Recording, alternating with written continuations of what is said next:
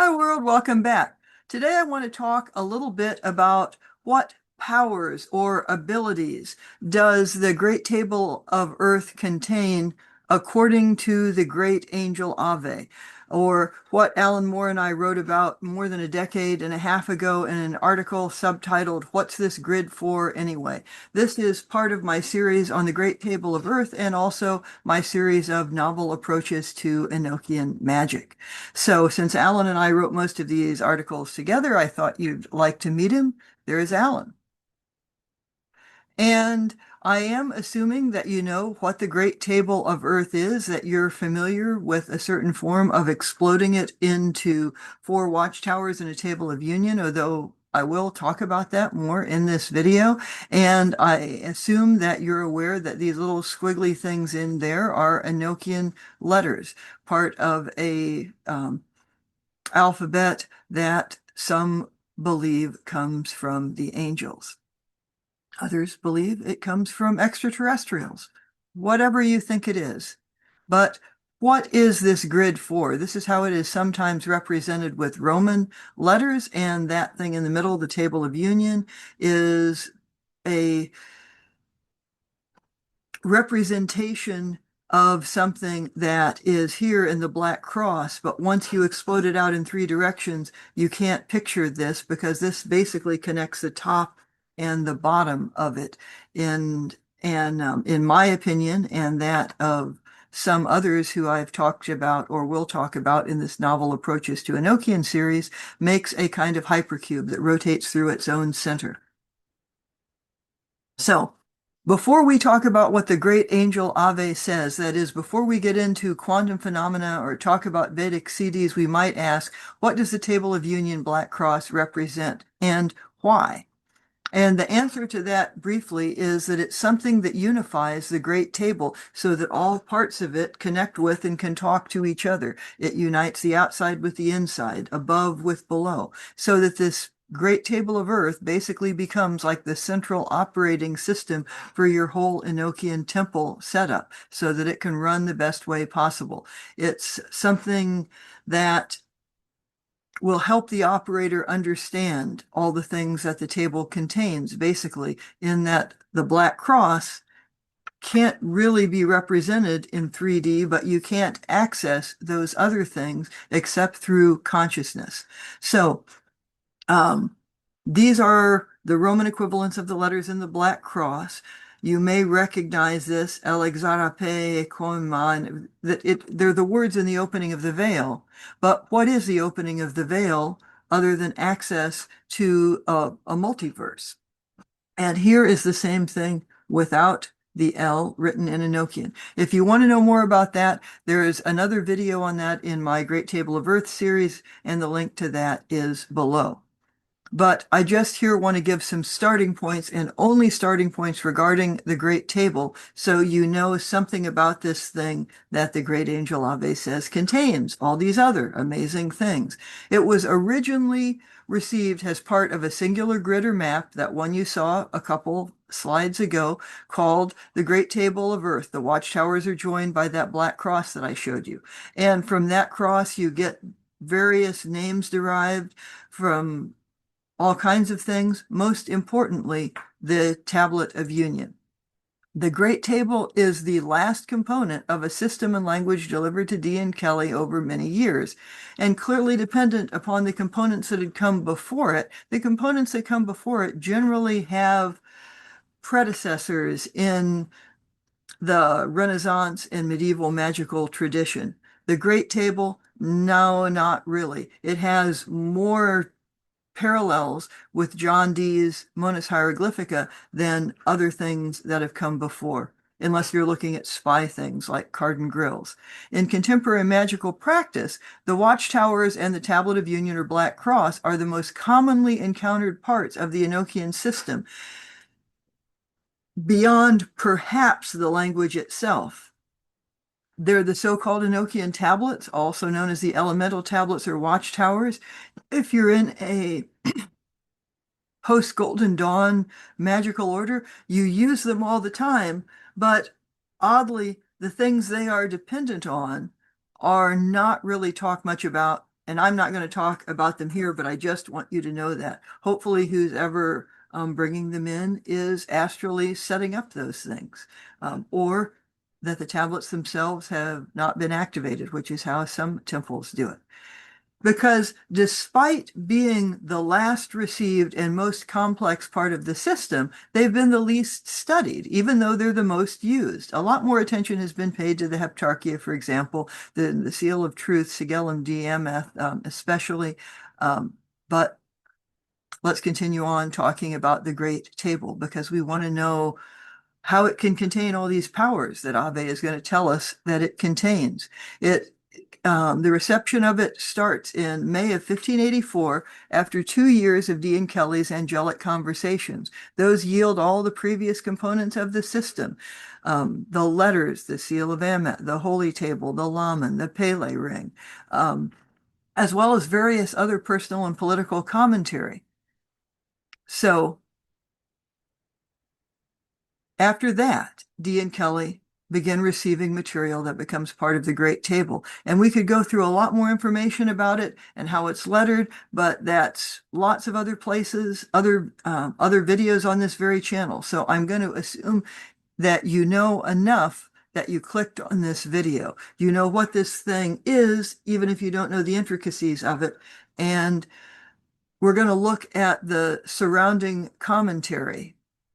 First of all, we have good reasons to think that the Great Table is the central operating system that builds upon all the components that have been received before, and through which the operator can run particular linguistic strings like the Enochian calls. In fact, that's how Alan and I charge our Enochian temple space.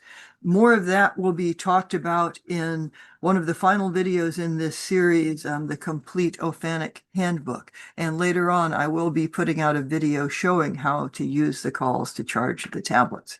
But what is the grid? What is it supposed to do? What powers or insights does it contain? You know, you get people who will say, oh, well, don't worry about what the system is for, just use the system. Well, I want to know what the system is for. Why does Ave make such a big deal about it? What are insights or powers that it contains? And the thing is, Dee and Kelly get answers to these things very early on. Right, it's in a critical section right before the opening of the veil Black Cross letters are explained.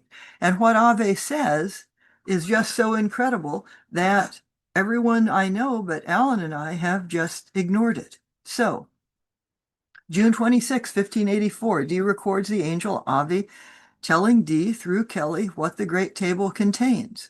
Ave says, now to the purpose, rest, for the place is holy. First, generally, what this tablet, that is, the Great Table of Earth, containeth.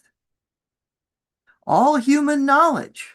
So just let that sink in for a minute. It contains all human knowledge. How could that possibly be? Out of it springeth physic. Then 3, the knowledge of the elemental creatures among you, how many kinds there are, and for what use they were created. Those that live in the air by themselves, those that live in the waters by themselves, those that live in the earth by themselves, the property of fire, which is the secret life of all things. And then 4, the knowledge, finding, and use of metals, the virtues of them, the conjurations and virtues of stone. They are all of one matter. But wait, there's more. We're to 5, the conjoining and knitting together of natures, the destruction of nature and of things that may perish, moving from place to place, as into this country or that country at pleasure. That was 6, and now 7, the knowledge of all crafts mechanical. 8, transmutatio formalis, sed non essentialis, formal alchemical transmutations.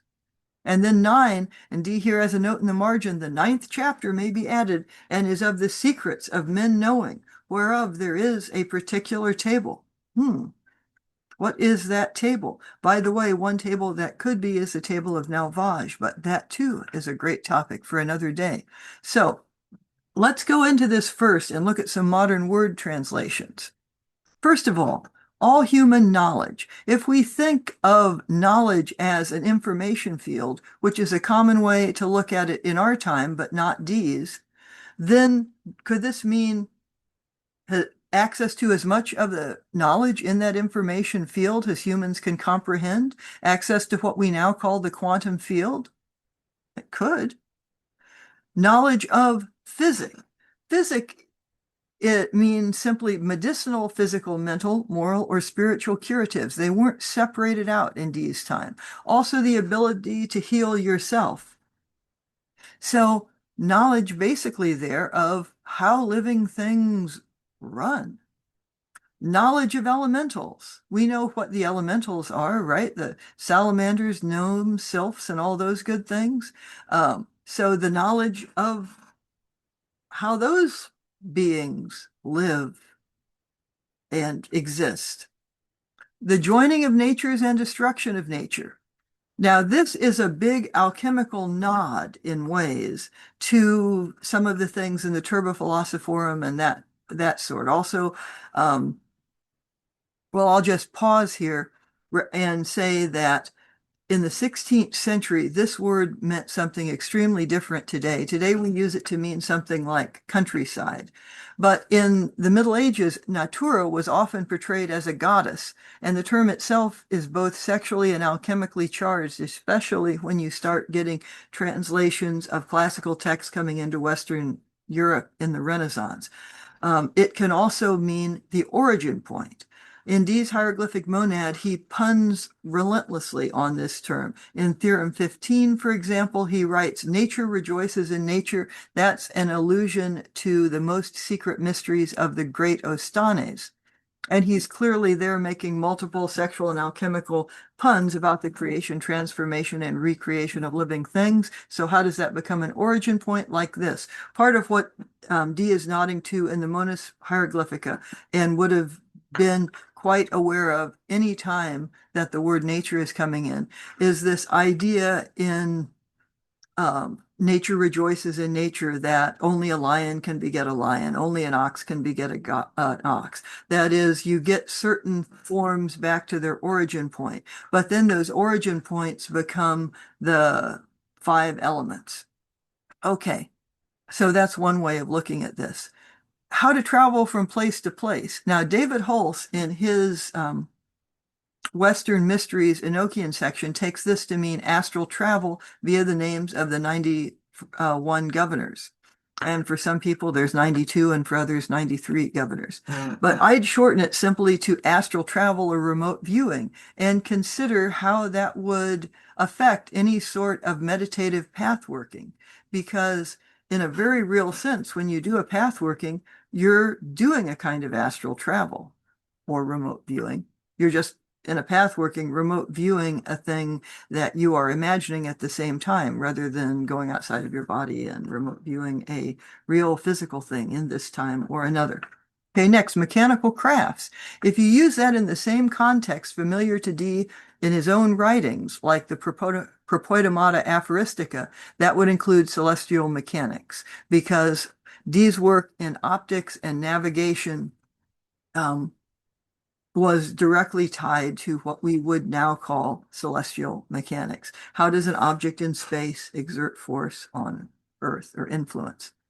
How to make formal alchemical transmutations. Now, Edward Kelly allegedly later did this in Bohemia, although you might question whether that was related to Enochian in any way.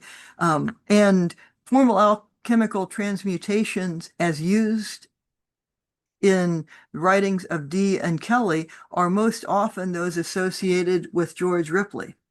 Another whole thing there, and there's a video on this channel on Ripley's Wheel. But you can also consider this in terms of the Monas Hieroglyphica and that implicit hypercube that Dee has, which is there's the cube around himself and the cube of Holy Jerusalem, but they somehow become merged as a kind of double cube. And today we describe a structure like what he's talking about as a hypercube. So with that, and with the whole spiritual alchemy thread of the Monas Hieroglyphica, the bringing in the works of Zosimus of Panopolis and so forth, you might instead think of this as physical alchemy, the changing of a fallen human into a human fit for the golden age. And then the final one, all the secrets of men, just in case anything has been left out there. So how the heck does the grid contain all of that? Well, first of all, if it's not charged, not set up right, it's in effect dead. It won't, but must be an idea here that energetically it's going to do a thing. So we'll look at this first in terms of the quantum information field, all human knowledge. Well, via quantum information theory, we can come up with some very interesting ideas. What is quantum information theory? Put in very simple terms, it's an interdisciplinary field that combines ideas from quantum mechanics, computer science, and information theory. And in the mundane world, it is supposed to revolutionize how information is stored, processed, and transmitted. And it is in quantum computing, the idea is to leverage quantum phenomena like superposition and quantum entanglement. Great words to look up, although I'll define them in a later slide. But you're going to do that in the mundane world to develop technologies far more powerful than classical systems, including quantum computing, secure communications, ultra-sensitive sensors, that kind of thing. You may know that with quantum computing, one of the problems plaguing it are temperature issues. So there's this problem that if you get to the temperature that allows it, then that starts taking a ridiculous amount of energy and other things I won't go into here. But those issues just don't apply here because the idea is not that you're making something in the mundane three-dimensional world to do these things. It is that by raising your energy level out of this static 3D field, you're able to access that. So then it becomes the idea that all information that exists can be accessed from anywhere, especially if you're in some way already entangled with it. So a good time for me to define quantum entanglement. It's the idea that if particles are ever close to each other at one point, then even if one winds up on the other side of the universe, the communication between them can still be instantaneous, as if they were right next to one another. I mean, that's a very simplified idea of what it is. So if you add a spiritual twist here, this isn't that much different from saying that if you raise your energy high enough, say to Tiferet of Asaya, which is associated with, sacrifice gods and things that one does for the benefit of all, then that all ideas that are for the benefit of all exist in Tiferet of Asaya and take an intelligible conceptual form in Yesod of Asaya. And you can use this great table alchemical vessel, this hypercube, rotating through the black cross to access it. Once your consciousness, in other words, shifts out of 3D into a place where what seems to be solid shapes are actually standing waves, and sometimes standing waves that quickly self-organize and shift into other standing waves, the sort of thing you get like in Buckminster Fuller's Jitterbug, for example, all things become possible. Now, this has been popularized, sorry for the typo there, into quantum meditations and blessing the energy centers and so on by popular Western sort of gurus like Joe Dispenza, who recognize, and I will say, who very clearly recognize why things like affirmations work, but they work way, way better when you get your Kundalini raising. And so his blessings of the energy centers, you might equate it with a middle pillar or something like that. Because people like Dispenza, and he is not the only one, recognize the similarity between some of the oddities of modern physics and ancient Eastern thought, something that has actually been explored in Western thought since the 1970s, if not before. But here I'm thinking of Gary Zhukov's old classic Dancing Wu-Li Masters that came out in the 70s and was talking about how the philosophy of post-relativistic physics is very similar to some Eastern philosophies. Your Enochian temple setup becomes that meditative place. You've got it set up, charging, and then what an intense supercharged place to do, for example, Kundalini meditations, other yogic practices where you are sitting and pursuing a kind of tantra. Also, what you're doing might be described as accessing the quantum foam. What do we mean by that? It's also called the space-time foam. It's a theoretical concept proposing that space-time is not smooth, but rather a turbulent, foamy sea of tiny particles and energy fluctuations at the unimaginably small Planck scale. Now, those of you here who follow Dan Winter's work, if you wonder why he's been doing all of those videos on Planck measurements and how they create to a grand unified field, this is part of the reason behind that. The idea of quantum foam was introduced by John Wheeler back in 1955, and it's formed, according to this theory, by virtual particles constantly appearing and disappearing. Oh, just like tetrahedra do in Buckminster Fuller's tetrapump, which we'll discuss later in one of these series. Because the quantum foam is the underlying sub-Planck scale and foundational structure of the universe. It theoretically contains the seeds of all physical possibilities and informations. Everything from subatomic to parallel lives. I mean, these theories all come out of the same theoretical basis. Okay, now, what are the Siddhis? And how will those relate to things like remote viewing and astral travel? Well, they're material, paranormal, supernatural, or otherwise magical powers, abilities, or attainments that are the products of yogic advancement through sadhanas, which are ego-transcending spiritual practices. You sit sadhana, such as meditation and different types of yoga. So, just to give one example, in the Visuddhimagga, spiritual masters manifest all these really cool supernormal abilities that include flying through the air, walking through walls, and other natural solid obstructions, diving into the ground, walking on water. Now, we have some Western examples of that too. I can think of a famous person alleged to have walked on water. The idea with this in the Visuddhimagga is that it's achieved by changing one element, such as earth, into another element, such as air, as a result of mastering a particular type of meditation. So only if you've mastered that type of meditation can you do that thing. Their elements are the same as the Western elements. So if you think of a concept like Ripley's wheel, where you change one of the elementatas, one of the first mixings, then you're halfway between say, fire and air, and you change another, and then you have changed from fire to air. So there are analogs between Eastern and Western thought, whether we're talking about Vedic thought or if we're going to go into Chinese alchemy, which is way too deep a dive for me to take in this short video. But another thing you could look at are Patanjali's Yoga Sutras, and you will see people manifesting the Siddhis. There are all kinds of yogic texts. Many are not translated into English, but quite a few of them are.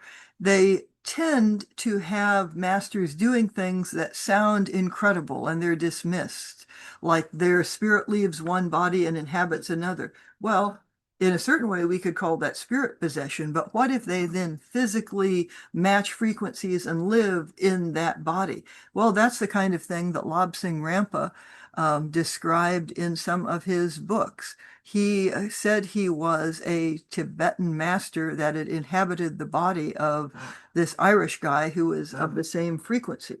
Most people take that as an absolute hoax. Yet at the same time, his books generated more interest in Tibetan Buddhism than anything that had ever come out before in the West. Clearly, when you state the physical things that happen as one has attained the Siddhis, they sound incredible. As incredible as what Ave says to D through Kelly that the Great Table contains. It's easier to think that such things can't happen rather than to entertain how they could happen. And I've already talked about this pop culture example, Lobsang Rampa. I should mention also some texts that warn in many different places and ways of the dangers of trying to develop the Siddhis for their own sake. We can merge these because of the parallels into accessing all information, can't we? If you just want information for its own sake, that might be either a waste of time or very dangerous.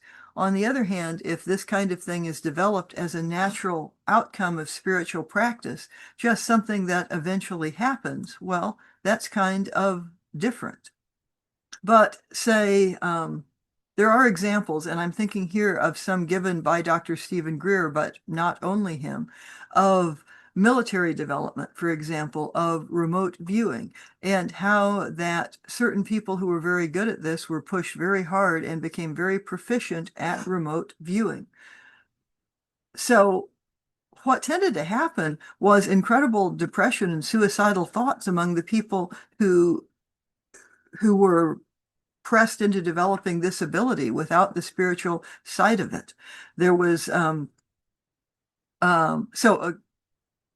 the idea being that such things, if you were working yourself up to some higher frequency via a practice like Kundalini yoga or via working with the tree of life in Asaya, that it would simply become something, perhaps via path workings, perhaps via other tantra, that would simply be a natural outgrowth.